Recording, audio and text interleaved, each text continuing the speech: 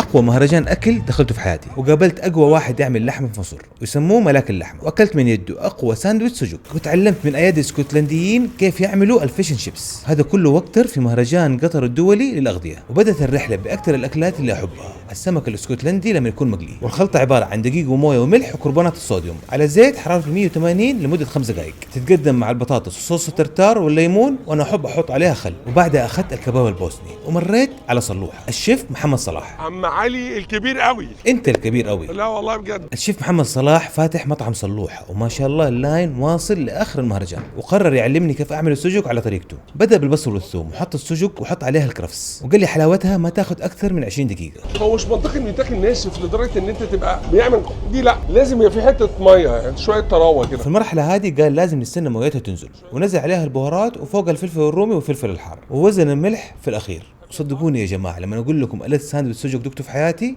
عند صلوحه. وقدم لي جنبها سندوتشات الكبده التحفه اللي يعملها. والمهرجان تقريبا فيه كل شيء، في عروض مباشره للطبخ بدك تتفرج عليها، ومطاعم متنوعه من كل بلد تخطر في بالكم. حتى الفنادق والمطاعم الفخمه فتحت هناك، وفي قسم خاص اسمه مهرجان الطهي على اللهب، متخصص في مطاعم التدخين ومطاعم البرجر والمشويات، وبرضه في منطقه خاصه للاطفال استمتعوا فيها. المهرجان كبير ومتنوع، وبرضه في عندهم حلبه خاصه للتحديات، تحديات الطبخ والاكل، وقسم خاص للنكهه القطريه.